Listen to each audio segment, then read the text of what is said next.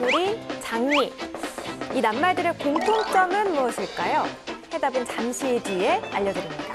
언제 닥칠지 모르는 이것 때문에 불안하시다고요? 그렇다면 테이프와 신문을 준비해보세요. 끄떡 없습니다. 우리나라 속담에 이런 말이 있죠. 까치가 낮은 곳에 집을 지으면 땡땡이 찾아온다. 해안에는 파도가 쳐도 먼 바다가 단단하면 네모가 온다. 이 네모는 무엇일까요? 매년 여름 엄청난 위력으로 이 한순간 모든 것을 앗아가버리는 이 불청객이 있죠. 인류가 겪는 이 자연재해 중 이 인명과 재산에 가장 큰 피해를 준다는 이것. 오늘의 주제 화면으로 만나보시죠.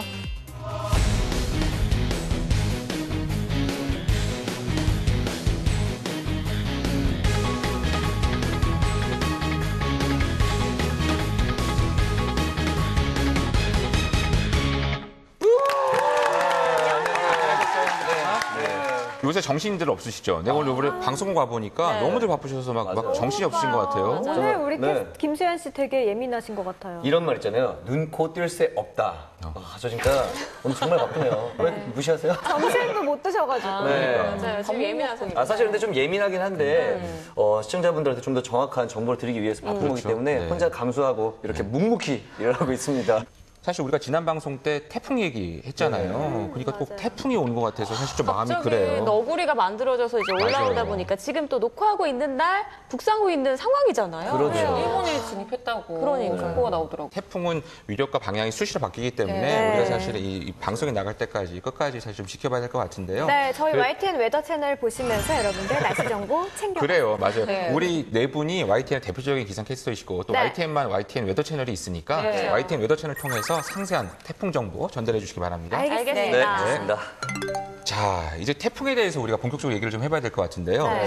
이 태풍 그러면 저는 그냥 이 비바람을 동반한 강한 바람 네. 이 정도로 생각을 하고 있는데요. 우리 태풍 얘기한다 그러니까 이 태풍의 정확한 기준이 뭔지를 먼저 좀 알고 싶거든요. 뭐 은실 씨 한번 오늘은 스타트를 좀 끊어주시죠. 또 준비 많이 했어요, 오늘. 아니 준비 많이 웃으니까 이쁘네요. 오늘 자신감 있어 보여요. 네, 오늘 엄청 찝쩍대시네요. 네, 태풍은요, 간략하게 말해서요, 중심 최대 풍속이 초속 17m 이상의 강한 바람과 함께 비를 동반한 열대성 저기압을 태풍이라고 합니다. 네, 해마다 북서태평양 해역에서 연간 25개 정도의 태풍이 발생하며 이 중에 3개 정도가 우리나라에 영향을 주고 있는데요. 7, 8, 9월간의 태풍 발생 수가 전체 90% 이상을 차지하고요. 네. 그중에 우리나라에 영향을 준 태풍은 8월, 7월, 9월 순으로 많이 나타나고 있다고 합니다. 초속 17m라 그러니까 나는 근데 느낌이 잘 안 와요. 이게 피부로 필에 좀 느낄 수 있게 이 정도면 어떤 정도의 느낌이 바람인지 좀 누가 설명을 한번 좀 우리 해주실래요? 당장님을 태풍의 눈 부근에 한번 보내드려요. 일본으로. 최고치가 돼야 돼. 쓸데없는 얘기 하지 마시고요. 저 빨리 좀 보도록 하겠습니다. 봅시다.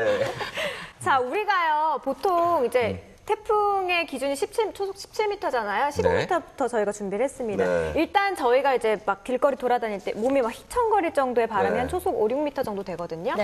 초속 15m면 간판이 떨어져 나가요. 뒷간판 같은 것도 다 떨어져 나가고요. 그리고 초속 30m를 건너뛰어 보면 허술한 집이 붕괴될 정도. 아이고, 저 아기 돼지 자취하는데. 삼형제. 큰일이네. 저 아기 돼지 자취하는데. 삼형제 첫째에서 둘째 사이에 그런 집 수준이 이제 붕괴될 정도가 초속 30m고요. 초속 40m로 넘어가 보면 사람은 물론 커다란 바위까지 날아가고 방장님 같이 이렇게 좀 무거운 성인 남성도 날아갈 정도의. 저 굉장히 무거운데 요새 몸무게 좀 늘었는데 네. 40m 하면 충분히 날아간단 말이죠. 네. 충분히 그럴까요? 날아간다. 자, 마지막으로 초속 50m 이상 콘크리트로 만든 집이 붕괴될 정도의 아주 심한 거센 바람입니다. 맞습니다. 네. 제가 이 우리나라의 역대에 나타났던 태풍에 대해서 좀 조사를 해봤는데요. 네. 자, 일단 이 태풍이 가장 많은 비를 뿌린 태풍, 그리고 바람이 센 태풍, 그리고 재산과 인명 피해를 냈던 태풍 이렇게 종류들이 조금 달라요. 제가 준비한 거는 이 바람이 강했던 태풍인데요. 네. 자, 한번 좀 준비를 해서 꺼내볼게요. 그러니까 그 바람이 많은 분명히 우리가 풍태풍 뭐 이거 얘기하고 그다음에 사실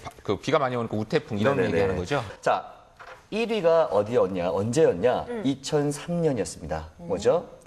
매미. 네, 매미가 매미. 네, 최대 순간 풍속이 60m 이상이었다고 해요. 자, 매미 한번. 기억나요. 저 이때 대학교 1학년이었는데 좀 이쁘게 좀 예. 일이. 자, 어느 정도 아까 말씀하셨듯이 콘크리트로 만든 집이 붕괴가 될 수 있는 것보다도 더 강한 바람. 60m 이상이니까요. 자, 이렇게 되는 거 다 포함되는 거고. 네. 자, 강한 바람이구나. 그럼 2위 아마 기억이 나실까요? 어디였을까요? 자, 한번 골라보세요. 3개밖에 없습니다. 루싸, 2위입니다. 루싸. 루싸?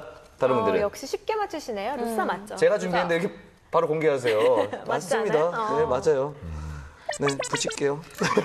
아쉬워하시네요. 네, 아쉽네요. 자, 2위 루사였는데요. 루사 같은 경우도 56m 정도의 기록을 가지고 있다고 합니다. 그러니까 그것도 엄청나. 2002년, 2003년 연달아서 굉장히 강한 바람 태풍이 왔다는 거죠. 그렇죠. 그렇죠, 그렇죠. 정말 바람 피해가 굉장히 많았고. 3위도 한번 맞춰볼까요? 네, 3위하고 4위만 남았네요. 자, 네. 2개 남았습니다. 네. 날이 우리가 볼라벤이 볼라벤이 왔었었는데. 그렇죠. 최근에 볼라벤이 사실 왔었는데 네, 거기도 엄청 정답은 났었는데. 날이? 날이에요. 네, 날입니다. 나리는요, 2007년도에 우리나라에 왔던 태풍이고요. 네. 초속 52m를 기록을 했습니다. 자, 그리고 마지막. 하나 남았네요. 네, 볼라벤. 볼라벤. 기억나시죠? 저희가 고생을 많이 했던 정말 많이 했던. 해였어요. 또 네. 최근의 일이어서 그렇죠. 생생해. 그리고 연달아 또 몇 개가 오면서 많은 피해가 맞습니다. 있었죠. 지금 그럼 김채연 캐스터가 지금 이 순서는 이제 바람이 많이 그렇죠. 부는 바람이 순서인데요. 강했던 네. 순서죠. 보니까 그 매미 루사 때 보니까 피해도 엄청났을 것 같은데 네. 피해는 어땠어요? 맞아요. 앞서 살펴보니 거대한 위력의 태풍답게 피해도 어마어마했는데요. 네.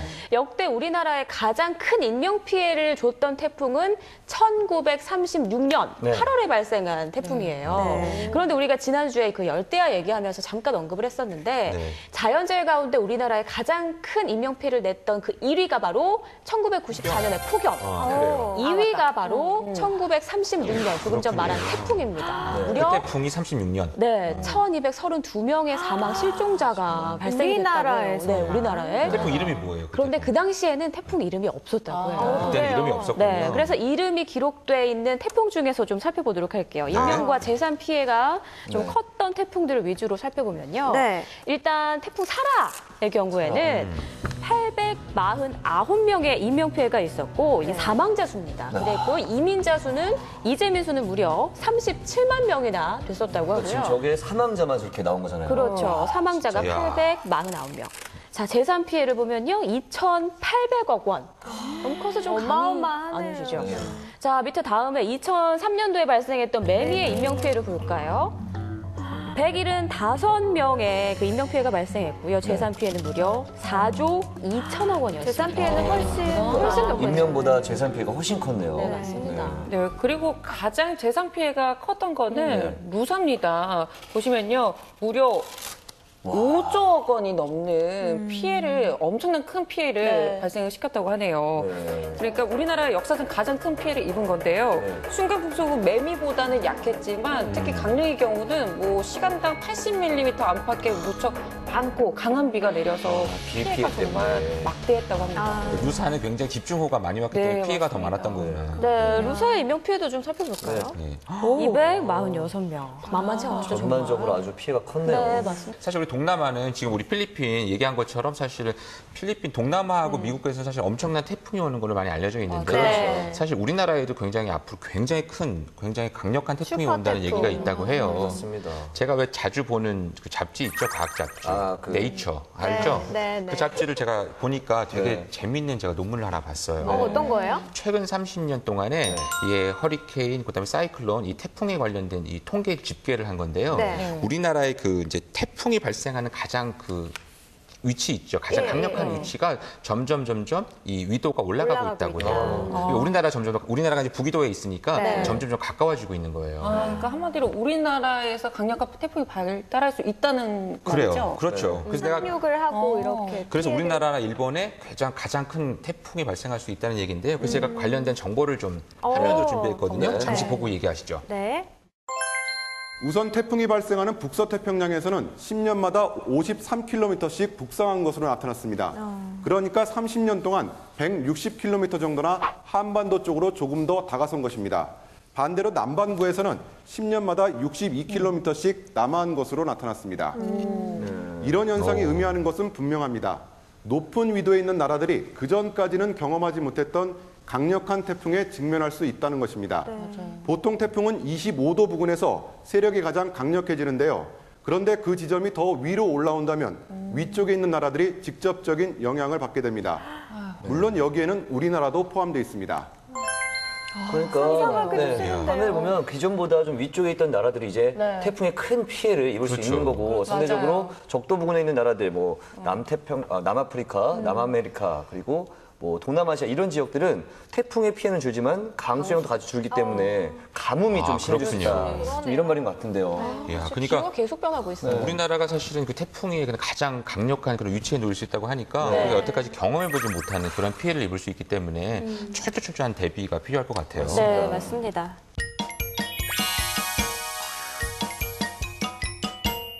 자, 오늘 태풍에 대해서 이야기를 나누고 있는데요. 네. 아까 윤이나 캐스터가 오프닝 때 뭐 장미 또 뭐라 그랬죠? 너구리, 개미. 그러니까 그거 답 알려준다고 했었잖아요. 답 좀 알려줘야죠.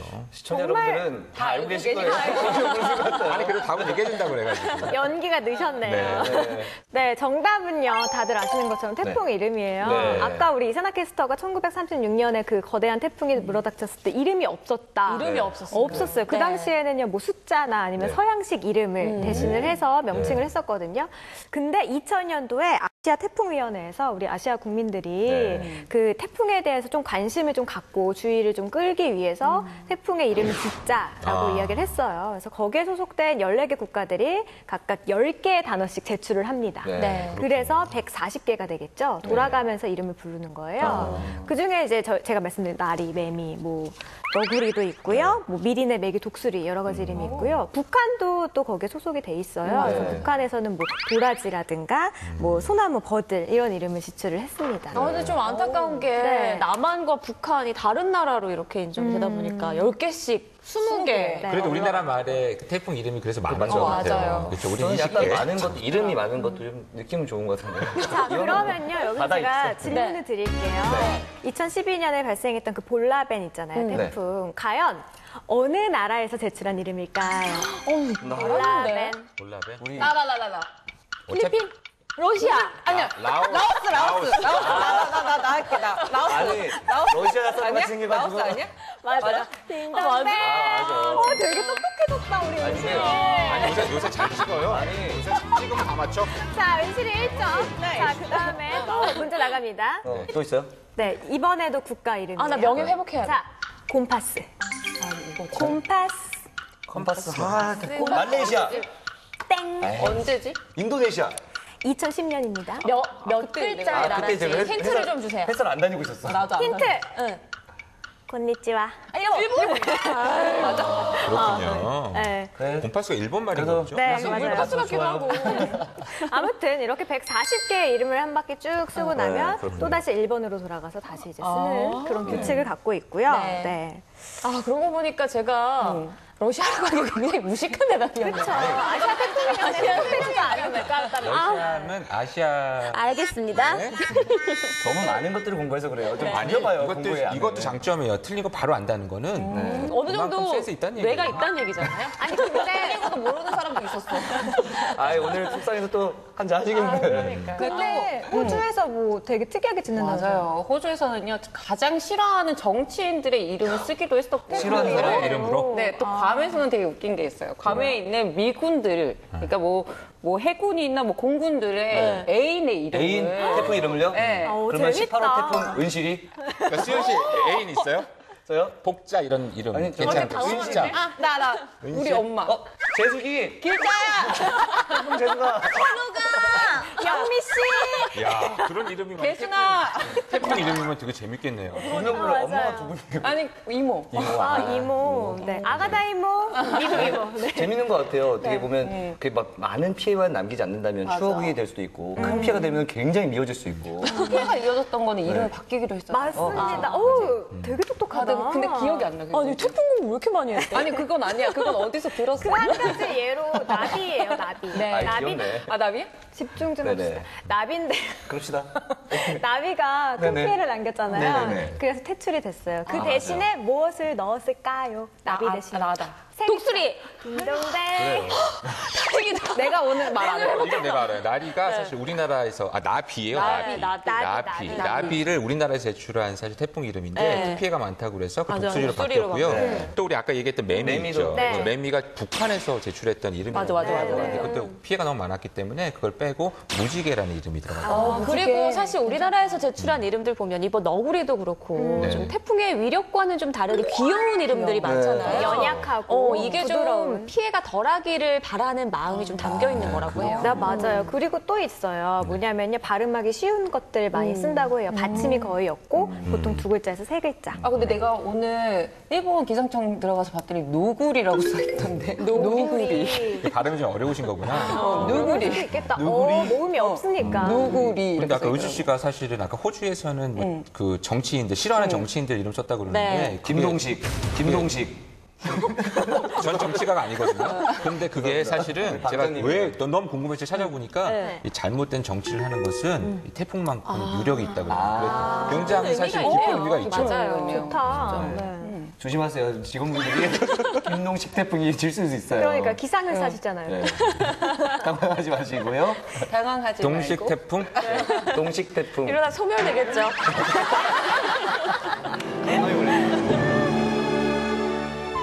근데 우리가 태풍을 네. 피할 수는 없는 거니까 네. 그럼 우리가 그 피해를 최소화시킬 수 있도록 잘 대비를 해야 될 것 같은데 네. 잘 대비할 수 있는 방책 같은 것들 좀 얘기해 주셨으면 좋겠는데 네. 우리 2012년에 좀 기억나시는 분들 많을 텐데 네. 그때 당시에 뭐 각 방송사들이나 아니면 뭐 SNS 인터넷상으로 맞아요. 태풍 대비 책에 대해서 굉장히 많이 홍보를 하고 맞아요. 많이들 공유를 했어요. 네. 그때 제일 많이 활용했던 방법들이 그 창문에 네. X자로 테이프 붙여라. 맞아. 그런 운동 사실은 그게 굉장히 상식적으로 사람들이 많이 네. 대비하느라고 저도 그때 집에 가서 신문지 알았거든요, 붙이고 맞아요. 테이프 붙이고 막 이래서 막 붙이라고 저희도 막 방송도 하고 했었는데 근데 아까 수현 씨 네. 보니까 그런 거 있던데. 네, 제가 준비를 해봤는데 사실 이제 우리 국립재난안전연구원에서 시험을 해봤어요. 어떤 것이 가장 대비하기 좋겠는지. 실제적으로. 네, 일단 왜냐면 가정에서 가장 많이 발생하는 어떤 피해라면 뭐 유리창 파손이나 이런 건데 네. 유리창 파손이 어떻게 발생되는지 먼저 알아야 됩니다. 네. 이게 유리와 창문 틈의 사이가 벌어지면서 흔들리잖아요. 그때 깨지는 거예요. 그래서 사실 이렇게 X자로 붙이고 뭐 신문지 붙이는 것보다는 이 틈을 메워주는 게 훨씬 더 중요하죠. 그리고 간혹 보면 좀 오래된 집에서는 이 실리콘이 벗겨져서 벌어져 있는 경우가 있어요. 그래서 빠르게 교체를 해야 되고요. 그리고 2차 피해를 막기 위해서 유리창이 딱 깨졌을 때 근처에 있으면 다치겠죠. 좀 네. 떨어져 있고 안전 필름을 딱 붙여놓으면 아무래도 조금 더 피해를 줄일 수 있다고 합니다. 파편이 깨져서 그렇죠. 다치지 않도록. 2차 피해가 또 있을 수 있으니까. 근데 사실 또 이런 태풍에 대비할 수 있는 보험 같은 것도 있다고 네, 그러던데. 맞습니다. 이 풍수의 보험이라는 게 있는데요. 태풍이나 장마 같은 자연재해 때문에 재산 피해가 정말 크잖아요. 네. 특히 농가일 같은 경우는 농촌 재배 시설 때문에 그 피해가 어마어마하다고 맞아요. 하는데요. 정부에서 계층에 따라서 보험금의 80% 정도를 지급을 해주고요. 또 보험금을? 지원을 해준대요. 네. 또 그리고 피해를 입었을 때는 최대 90%의 이런 보조금을 지원해준다고 하니까 구할 수 이것도 있는. 참고하시면 정말 굉장히 좋을 것 보험회사에서 같습니다. 나온 것처럼. 굉장히 좋은 정보예요. 상담만 하셔도 상품 드립니다. 뭐 이런 거. 태풍도 우리 기상캐스터들한테는 좀 기억 남을 잊혀지지 않을 그런 에피소드 같은 거 있을 것 같은데. 태풍이 발생했다 하면 기상체제 삐용 울리면서 기상이 있어요. 집에도 못 가고 야근하고. 네, 야근을 이제 돌아가면서 하거든요. 눈치 그래서 엄청 보죠. 이번에 야근은 누가 할 것인가. 맞아요. 인간 관계가. 누구보다 빨리 정보를 전달해드려야 되는 거니까. 네. 근데 저 같은 경우에는 되게 정말 창피한 방송 사고를 낸 적이 태풍 때? 발생 시. 태풍 발생 때? 진짜로 그 위기 상황에. 네. 그러니까 저희가 보통 태풍의 이동 경로랑 이런 것들을 수시로 바뀌잖아요. 네. 기상청에서 그 정보를 계속 제공을 하고. 네. 저는 이미 원고를 다 써서 다 완벽하게 준비를 싹 해놨어요. 근데 방송 들어가기 정말 5분 전에 갑자기 정보가 뜬 거예요. 바뀐 정보가. 강수량이 바뀌었어요. 그래서 제 머릿속에만 이제 넣고 뭐 그래픽이라든가 원고는 못 고치고 그냥 들어갔어요. 네. 자, 200mm 이상의 큰 비가 쏟아지겠습니다가 원래 맞는 말인데 200m 이상의 큰 비가 쏟아지겠습니다. 정말 어마어마한 아니, 현대판 노아의 방송이에요. 200m면은. 그래가지고요, 제가 그때 신입대였거든요. 저희 팀장님이 윤유라 일로 와보라고 호통을 치시는데 200m의 비가 내리면 인류가 망한다면서 당장 경위서 써오라고. 그래서 저는 잊을 수 없는 태풍 근데 방송. 정말 어떻게 보면 진짜 큰 실수일 수도 있어요. 왜냐면 위험한 실수를 그걸 보는 했어요. 사람들이 자칫 200m면 짐 싸서 나가야 되지. 어디 올라가야 돼. 이민 가야죠, 어디로. 정말로. 아니 사실 우리 이제 태풍 상황 발생하고 이러면 네. 저희 기상팀의 목소리 자체가 다 달라져요. 그렇죠. 훨씬 특히 세져요? 팀장님의 목소리가 굉장히 격앙되셔서 네. 이렇게 별거 아닌 내용에도 굉장히 흥분하면서 얘기하세요. 맞아. 김밥 두줄 사와. 어디 갔어? 이러세요. 저희가 아니, 요즘에 이렇게 연기가 늘어? 연기가 들어. 듣고 계세요. 죄송합니다, 팀장님. 나중에 이제 팀장님이 태풍 이름으로 한번 해서 진도 태풍이 발생하고 있습니다. 아, 이게 실명 좋을 것 모르면 안 같은데. 되는데. 아니 근데 사실 그건 엄청난 실수인데 아직까지 잘리지 않고 이 자리에 있다는 거는 그래도 YTN이 굉장히 너그러운 회사예요. 오래 지켜봐야죠, 오래. 네, YTN 사랑합니다. 팀장님 사랑해요. 네. 그러면 이재현 캐스터는 팀장님 안 사랑하는 걸로? 사랑합니다. 알라뷰. 아까 팀장이 고자질한 사람은 이사나 씨. 그렇게 마무리하겠습니다.